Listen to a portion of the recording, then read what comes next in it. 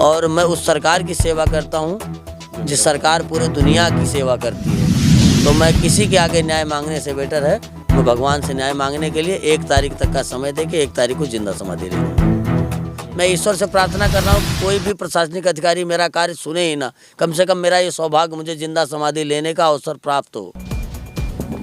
नमस्कार, मैं कुलदीप और आप देख रहे हैं ग्राउंड इंडिया न्यूज।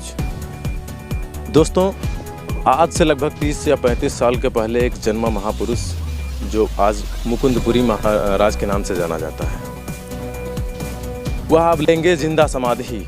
जिंदा समाधि क्यों लेंगे, क्या कारण है, इसी चीज़ को जानने के लिए आज हम बाबा जी के मठ पर आए हुए हैं और उनसे बातचीत करेंगे।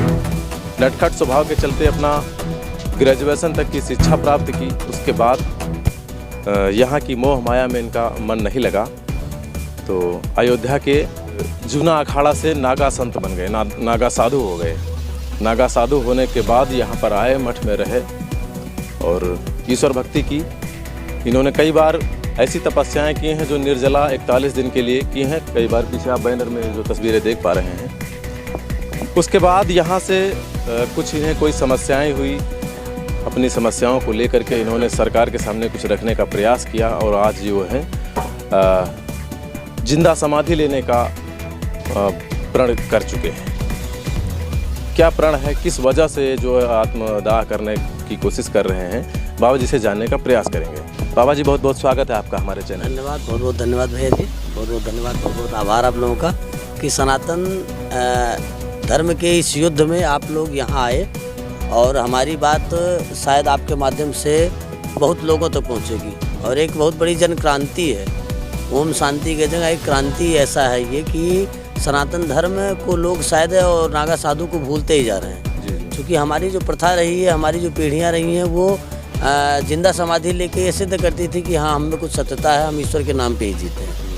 ऐसा कुछ कारण यहाँ भी ऐसा हुआ है क्योंकि मैं यहाँ 3 साल हो गया करीब मुझे आए और 2-3 सालों से लगातार मैं यहाँ के एक मुकदमे को देख रहा हूँ। एक महंत राजेश्वरपुरी ने अपनी एक पंजीकृत वसीयत में अपने 2 तहसीलों की 5 ग्राम सभाओं की ज़मीन इस श्री नीलकंठेश्वर महादेव के नाम कर दी थी, जिसमें 4 ग्राम सभा की ज़मीन जो कि हैदरगढ़ तहसील में वो तो अभिलेखों में दर्ज हो गई, लेकिन श्री राम जानकी मठ भवनियापुर किठैया तहसील रामसनेही घाट की ज़मीन कुछ षड्यंत्रकारियों ने अपंजीकृत वसीयत से बेच दी, जिसमें मैं लगातार पैरवी पे जाता हूँ। इसके पीछे मैंने 2-3 बार आंदोलन भी किया है, केवल मुझे आश्वासन मिला है। लेटर भी मैंने जिला अधिकारियों को दिया, उसमें भी पूर्तियाराम आश्रय वर्मा SDM साहब ने लिख के दिया कि मैं 1/6/2023 को पूर्ण मामला गुणदोष के आधार पर निर्धारित कर दूंगा, लेकिन तब से मुझे केवल बेवकूफ़ बनाया जाता है।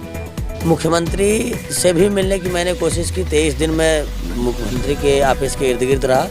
3 बार मेरा लेटर उनके सामने पहुंचा, शायद उन्होंने मुझे इग्नोर किया या क्या किया ये वक्त जानता है, लेकिन मुझे बड़ी क्षुब्धता हुई और इस क्षुब्धता पे मैं एक सनातनी साधु के नाम में कहीं भीख मांगता हूँ। मैं ईश्वर के नाम पे जीता हूँ और मैं उस सरकार की सेवा करता हूँ जिस सरकार पूरे दुनिया की सेवा करती है। तो मैं किसी के आगे न्याय मांगने से बेटर है मैं भगवान से न्याय मांगने के लिए 1 तारीख तक का समय दे के 1 तारीख को जिंदा समाधि ले लूँगा। यह बाबा जी का आखिरी निर्णय है। इन्होंने कहा कि हम 1 तारीख तक यदि सरकारों ने हमारी मांगों को नहीं स्वीकारा, नहीं हमारी तरफ ध्यान दिया तो जिंदा समाधि ले लेंगे। और जिंदा समाधि लेने के लिए अभी तक आपसे कोई सरकार की ओर से कोई आश्वासन मिला, मिलने कोई आया आपसे कुछ कहने? नहीं, जब 2 साल में आज तक नहीं, आज तक उन्हें ये भी नहीं पता कि मठ भवनियापुर में पहुँचने का रास्ता है भी नहीं कि है नहीं। किसी भी सरकारी सुविधा से मैं वंचित हूँ और किसी भी प्रशासनिक अधिकारी को, थाने को छोड़कर, SHO को छोड़कर या थाने के दरोगा को छोड़कर किसी को शायद मठ भवनियापुर पहुँचने का रास्ता भी ना मालूम। बाबा जी, आप इतना कठिन प्रण लिए हैं आत्मदाह करने का, यानी कि जीवन समाप्त करने का, इसमें आपका कोई व्यक्तिगत लाभ है या सार्वजनिक हित के लिए? नहीं, ये नीलकंठेश्वर महादेव के नाम की संपत्ति है। हमारा जीवन ईश्वर के नाम से होता है। संन्यास भगवा शब्द भगवान के नाम से है। भगवान के नाम और श्री राम जानकी मठ के अस्तित्व का सवाल है। इसमें मुझे हर्ष होगा अगर सनातन धर्म रक्षा हेतु, ईश्वर के कार्य हेतु अगर जो मेरे प्राण जाते हैं तो मैं सहर्ष कहता हूँ कि ऐसा जन्म मुझे बार बार मिले और बार बार मैं धर्म हेतु समाधि लगाऊँ।